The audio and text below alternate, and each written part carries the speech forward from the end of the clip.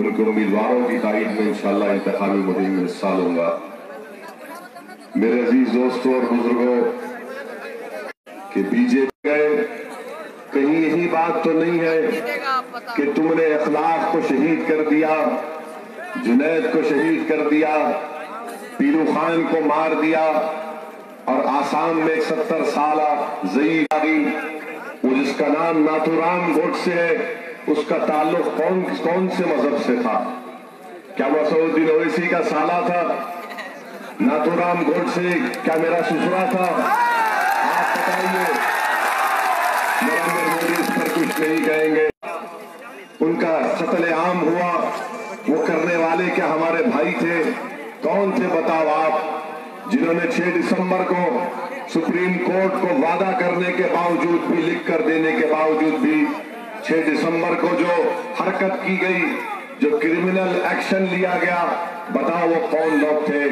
यानी बीजेपी पूरे मुल्क में एक फिरका परस्ती का माहौल बर्पा कर रही है और नीतीश कुमार उनका पूरी तरीके से उनका साथ दे रहे हैं। मेरे अजीज दोस्तों और बुजुर्गों, आपको इन तमाम अहम चीजों पर, इनके बयानात पर आपको जरा गौर से देखना है और सही फैसला लेना है।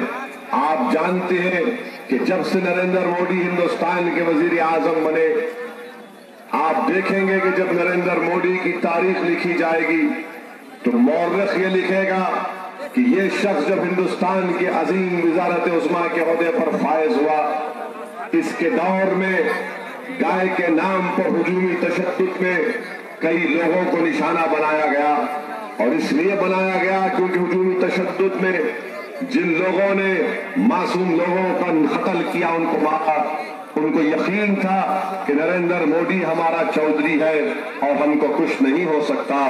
मेरे अजीज दोस्तों और बुजुर्गों, आप ये भी देखते हैं कि जो वादे हिंदुस्तान से नरेंद्र मोदी ने किए थे, 2014 में नरेंद्र मोदी बिहार के आजाद मैदान में आकर, पटना के आजाद मैदान में आकर कहा था कि अच्छे दिन, तो बिहार की जनता ने कहा कि आएंगे। आज नरेंद्र मोदी अपने भाषण में अच्छे दिन की बात नहीं करता क्योंकि उसको मालूम अगर बिहार में आकर अच्छे दिन की बात नरेंद्र मोदी करेगा तो बिहार की जनता उससे पुकार कर कहेगी कि प्यारे हमारे बुरे दिन तू लौटा दे। मेरे अजीज दोस्तों और बुजुर्गों, आप ये भी देखते हैं कि नरेंद्र मोदी ने हिंदुस्तान के नौजवानों से वादा किया था कि वो 2 करोड़ नौकरियां हर साल देंगे। आप खुद फैसला करिए कि हमारे वतन अजीज में 25 साल से कम उम्र लड़के और लड़कियों की आबादी 50% है। आज ये नरेंद्र मोदी 5 साल के बाद कितनों को नौकरी दिए नहीं बोलता है, कितनों को नौकरी मिली नहीं कहता है, और क्या कहता है जब जनता पूछती है कि मेरे बच्चे को नौकरी क्यों नहीं मिली, तो नरेंद्र मोदी बोलता कि मैंने बालाकोट पर हमला किया। जब आप पूछते हैं कि नोटबंदी के नाम पर गरीबों को नुकसान हो गया, तो मोदी कहते हैं कि मैं पड़ोसी मुल्क में घुसकर मारा हूं। मेरे अजीज दोस्तों और बुजुर्गों, पिछले 5 साल में भारतीय जनता पार्टी हर महाज पर नाकाम साबित हुई है। जो वादे हिंदुस्तान की आवाम से किए गए थे वो तमाम गलत और झूठ साबित हुए। हिंदुस्तान का ये वजीर आजम सबसे बड़ा झूठा है। नरेंद्र मोदी झूठों का बादशाह है, झूठों का शहंशाह है, इसकी कोई बात का यकीन नहीं किया जा सकता। आप खुद देख लीजिए कि ये सरकार के पास दिखाने को कुछ नहीं है, इसीलिए आज नफरत की बातें की जा रही है। अमित शाह कहता है कि अगर हमको दोबारा इख्तिदार मिलेगा तो हम एनआरसी बनाएंगे। मेरे भाई, आखिर ये करना क्या चाहते हैं? अमित शाह ये कहता है कि जितने जो मुसलमान छोड़कर जितने घुसपैठी हिंदुस्तान में उनको रहने की इजाजत मिलेगी, बाकी तमाम को निकाल कर फेंक दिया जाएगा। बताओ अमित शाह, आखिर आपको इतनी नफरत क्यों है? आपके जबान पर इतनी नफरत क्यों है? क्या हो गया है हिंदुस्तान का संविधान? क्या तुमको इस बात की इजाजत देता कि तुम एक मजहब के मानने वालों के खिलाफ इतनी नफरत पैदा करो? मेरे भाई, ये एनआरसी का नाम लेकर निशाना बनाया जा रहा है उन लोगों को। कल के दिन ये लोग कहेंगे राज नहीं चलेगा। मगर बताओ, क्या नीतीश कुमार ने आपको धोखा नहीं दिया? क्या नीतीश कुमार ने आपको धोखा नहीं दिया? क्या जो पार्टी कांग्रेस आपसे वोट मांगी थी कि हमको वोट दो, मोदी को रोकेंगे, क्या वो जिम्मेदार नहीं है? तो फिर बताओ अब की बार आप क्या करने वाले हैं? मैं फिर आपसे कह रहा हूं, मेरी बात को गौर से सुनो। यकीनन मुझे दुनिया का तजुर्बा नहीं है, मैं सियासत में सिर्फ मुझे 24-25 साल हुए हैं, मुझे उतना लंबा तजुर्बा नहीं है। मगर मुझे अल्लाह ने इतनी सलाहियत तो दी कि मैं तुम्हारे दरमियान में खड़े होकर सच्चाई को बयान कर रहा हूं।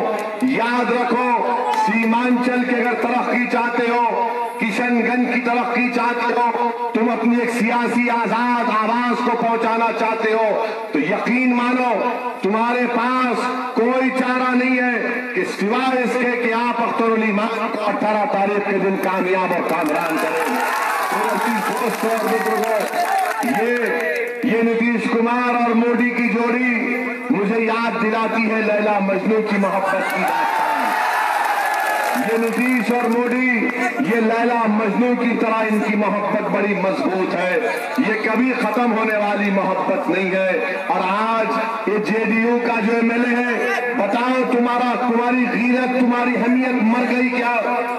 जब शौकत को मारा जा रहा था, यहां से कोचा दामन से जेडीयू का एमएलए है, क्या तुम में इंसानियत खत्म हो गई?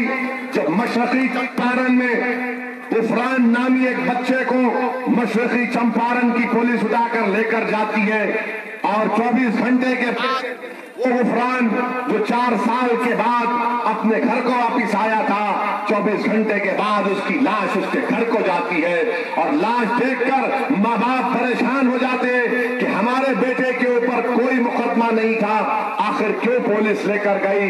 और जब लाश आई तो उसकी मां ने पुकार कर मीडिया से कहा कि मेरे बेटे के पैर की उंगलियों पर कील मारी गई थी। ये बताओ, पूछो इस एमएलए से जो पुकार कर कह रहा था वो इसी फिरका परस्त है, वोट कटवाए। अरे जो कट रहे हैं, इंसान कट रहा है तुम्हारे नीतीश के राज में। अरे अगर तुम में इंसानियत जिंदा है तो आवाज उठाओ।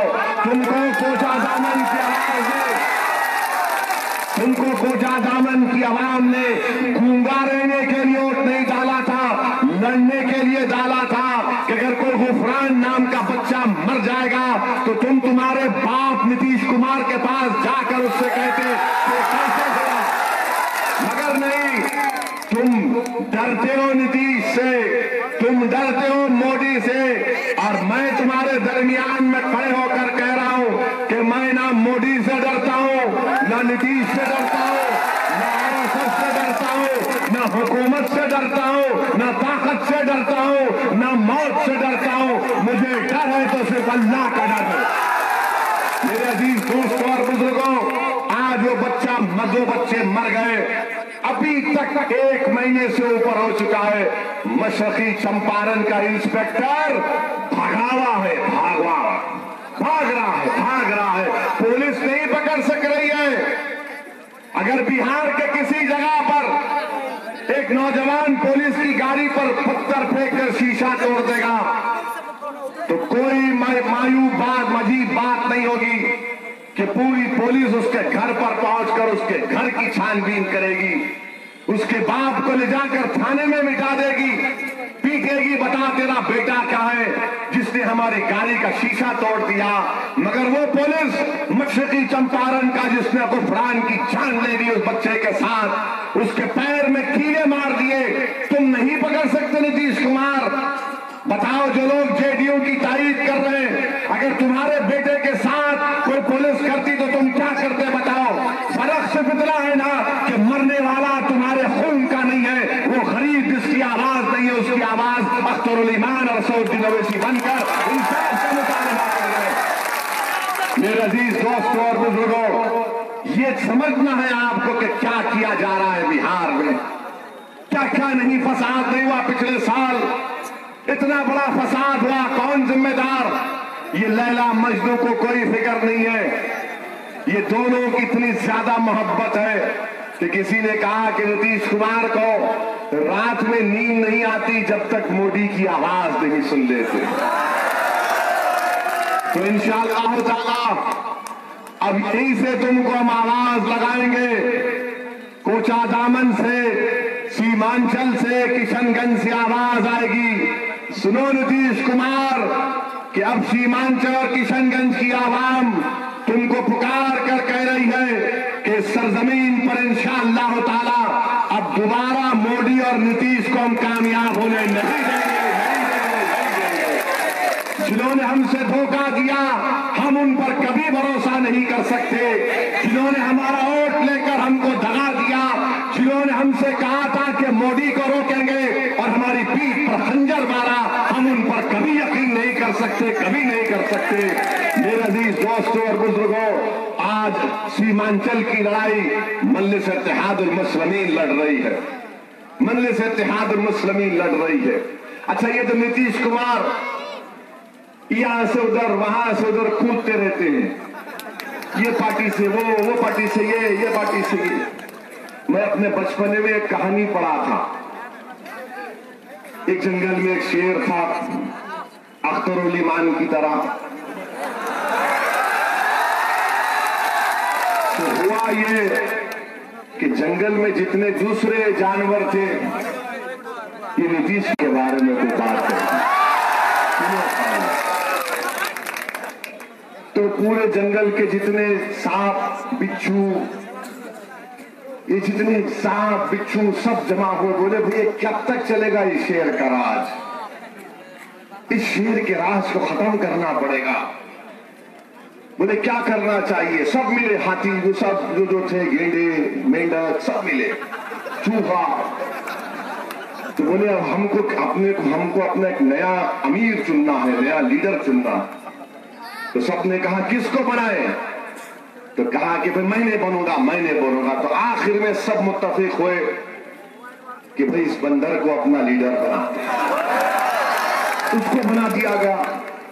अब हस्बे रिवायत शेर तो जंगल का शेर है, उसको खाना है। वो निकला, एक अपनी ग़िज़ा ले लिया। फिर पूरे पंचायत बैठी और बोलिए क्या कर रहे हैं? बुलाकर पूछे कि तुझको हमने अपना बड़ा बनाया, मुखिया बनाया, तो क्या कर रहा है? बोले मैं काम कर रहा हूं। बोले क्या काम कर रहा है? बोले मैं ये झाड़ से वो पेड़ से, वो पेड़ की डाली, ये डाली से, वो डाली, ये डाली से, ये डाली, इधर से उधर से। ये काम हो रहा है बिहार में। तुम देखना 23 मई के बाद जब नई सरकार बनेगी तो नीतीश फोन करेगा उस गवर्नमेंट को, मैं आने तैयार हूं, आऊं क्या? मैं आने तैयार हूं। अरे अब तुम्हारी जरूरत नहीं है, तुम यहीं पर बैठो, इंशाअल्लाह ताला अख्तरुल ईमान कामयाब होकर सीमांचल और किशनगंज से दिल्ली जाएगा। और सुनो नीतीश कुमार, अख्तरुल ईमान किशनगंज से दिल्ली जाएगा, मगर दिल्ली से किशनगंज को नहीं आएगा, पटना को जाएगा, पटना को। और इंशाअल्लाह ताला हम ये हमारी लड़ाई इंसाफ की लड़ाई जारी और सारी रहेगी। अब रहा सवाल जावेद का, ये क्या बोले इसके बारे में, क्या बोले? अरे एक पंजाब का मिनिस्टर आया जिसका नाम जो भी है, वो तकरीर कर रहा है, अज़ा होती है। ये जावेद में इतनी हिम्मत नहीं है कि उठकर बोले कि सर अज़ा हो रही है, थोड़ा खामोश 2 मिनट के लिए। वो नहीं बोल सकते, अज़ा हो रही है और ये बका जा रहा है, बोले जा रहा है। अरे किशनगंज की गयूर अवाम सुनता कि मेरे बहादुर नौजवानों, जो उम्मीदवार कांग्रेस का अपनी पार्टी के एक मिनिस्टर को अज़ा के वक्त खामोश नहीं करा सका, वो हिंदुस्तान के पार्लियामेंट में तुम्हारी आवाज कैसे बनेगा बताओ? वो तुम्हारी आवाज नहीं बन सकता।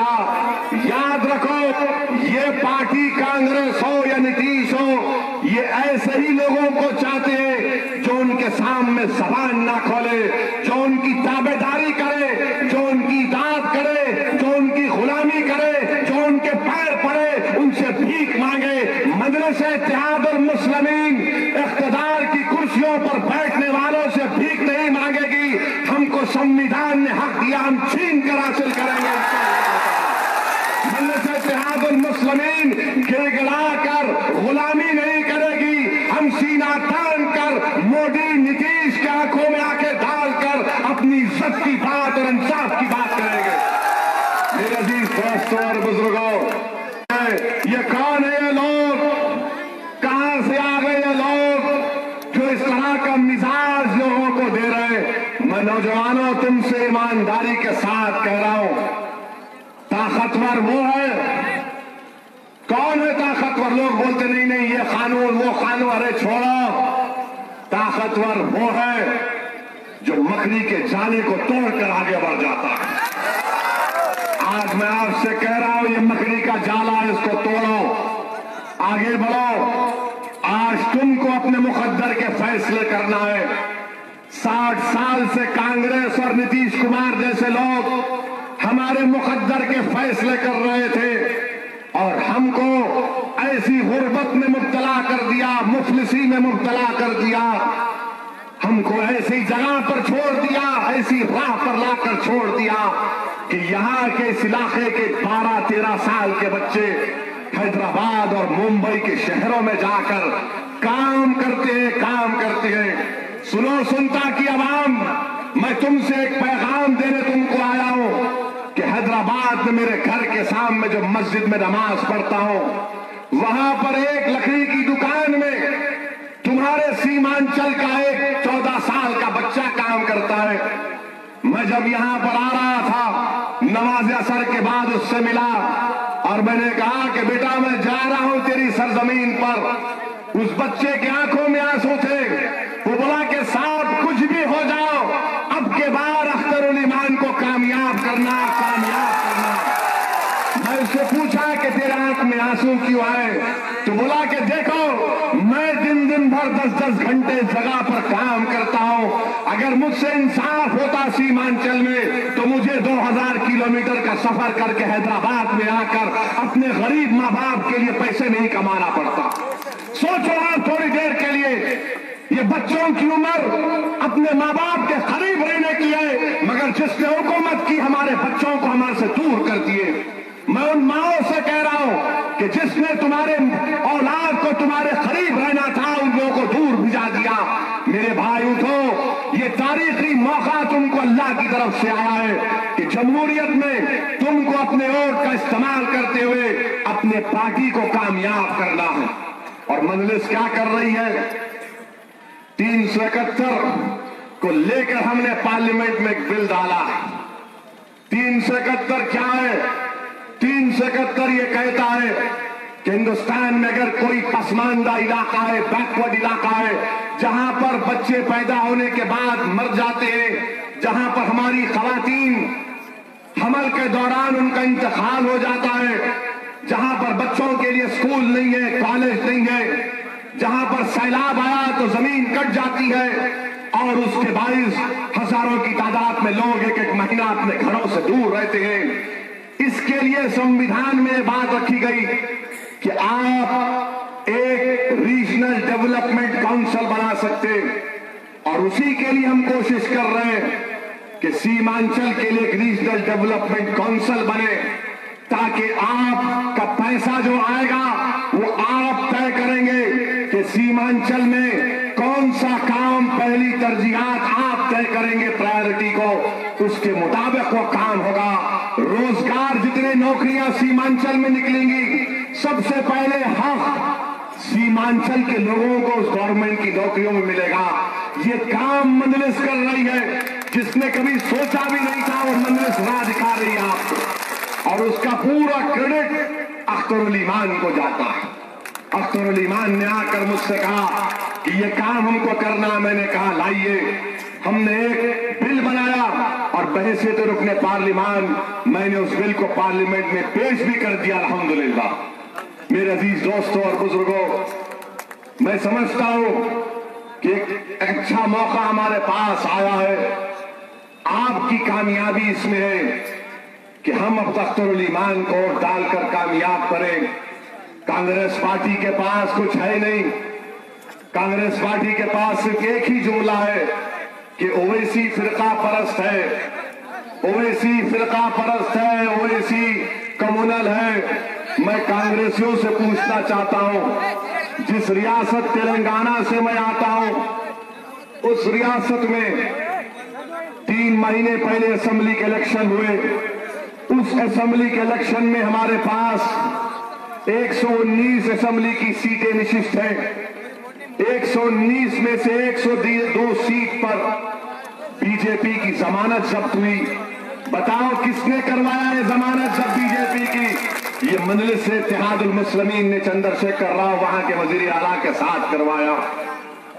एक पार्लियामेंट की सीट थी बीजेपी के पास।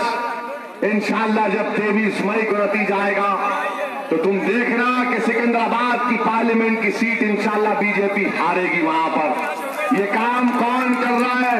मजलिस इत्तेहादुल मुस्लिमीन कर रही है। और कांग्रेस के लोग बोलते वोट कटवा। अरे तुमने मोदी को रोकने के नाम पर वोट लिया था और तुम्हारा नीतीश दौड़कर मोदी के पास चला गया। बताओ अगर वोट कटर की बात है तो अब बोलो कैसा लगा तुमको? तकलीफ हुई तुमको भी? आप इसका जवाब नहीं दे पाएंगे।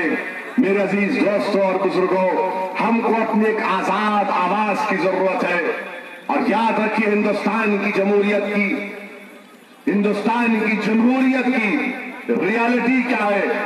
हिंदुस्तान की जमहूरियत की हकीकत यह है मेरे भाई, जिसकी लाठी उसकी भैंस। याद रखो, तुम्हारे पास लाठी नहीं है, तुम्हारे पास तुम्हारे लड़ने वाला कोई नहीं है, इसीलिए कोई पलट कर नहीं पूछता। और ये कांग्रेसी बोलते हैं एक अख्तरुल ईमान जीत कर जाएगा तो क्या होगा? सुनो मेरे अजीज दोस्तों, मेरे बुजुर्गों, मेरे गयूर नौजवानों, तुम्हारे सामने असदुद्दीन ओवैसी खड़ा हुआ है। मैं भी हिंदुस्तान की पार्लियामेंट में अकेला हूं, मगर अल्हम्दुलिल्लाह 100 मोदी के ऊपर भारी हो। बीजेपी के पास 280 एमपी और मुझे पार्लियामेंट में तकरीर करने का मौका मिलता सिर्फ 5 से 6 मिनट। और 5 से 6 मिनट में पूरे बीजेपी के आरएसएस की जहनियत के लोग दौड़ दौड़ कर आकर बैठकर पार्लियामेंट में सुनते हैं कि अब देखेंगे ये दाढ़ी वाला क्या बोलता है, क्या कहता है। दूसरों को नहीं सुनते बैठकर। मेरे भाई, ये ताकत आपकी है, मेरी नहीं है। मेरी पहचान आपसे है। और ये बोलना कि एक क्या करेगा, जब दिसंबर 2017 में हिंदुस्तान की पार्लियामेंट में ट्रिपल तलाक का बिल लाया गया था, उस वक्त उस बिल की मुखालिफत किसने की? कांग्रेस ने की या मजलिस ने की? बताओ आप। क्या कांग्रेस ने मोदी की तारीफ नहीं की ट्रिपल तलाक में? कांग्रेस ने ट्रिपल तलाक के बिल में नरेंद्र मोदी की हुकूमत की तारीफ की। मैं तरमीमात पेश किया कि लफ्ज मुस्लिम को निकाल दो और तमाम खवातीन के लिए कानून बन जाए, मगर उस वक्त भी कांग्रेस पार्टी ने बीजेपी की तारीफ की। यही कांग्रेस के 45 एमपी बीजेपी के 280 एमपी मुझ पर ताने मार रहे थे, मजाक उड़ा रहे थे और पुकार कर कह रहे थे कि ओवैसी तुम अपनी तरमीमात में शिकस्त खाओगे। मैं मुस्कुरा रहा था, यकीनन मैं अकेला महसूस करा, मगर मुझे जो जिम्मेदारी दी गई है मेरा काम उसको निभाना है। मैंने बीजेपी के लोगों को पुकार कर कहा कि तुम नहीं जानते मेरी तारीख को। मेरी तारीख मुझको ये बताती है कि शिकस्त हम कभी नहीं खा सकते। जो काम इखलास की बुनियाद पर किया जाता है वो रब्बुल आलमीन की बारगाह में कबूल किया जाता है। मेरे अजीज दोस्तों और बुजुर्गों, मैं आखिर में आप तमाम से अपील कर रहा हूं कि 18 तारीख के दिन आप तमाम को सुबह के अवलीन सातों में अपने घर से निकलकर अपने के कोर्ट का इस्तेमाल करेंगे। आप अख्तरुल ईमान को वोट देंगे मेरे भाई, अख्तरुल ईमान को वोट देंगे मेरे भाई। पतन साहब को कामयाब करेंगे, आप पतन साहब को कामयाब करेंगे। शुक्रिया बहुत बहुत। अब ये कांग्रेस के लोग अफवाह फैलाएंगे, अरे ऐसा हो रहा। पूरे किशनगंज का मैं दौरा कर रहा हूं, तीसरा भी खत्म नहीं हुआ अभी। T20 अभी लास्ट बॉल डालना है। IPL मैच है अपना।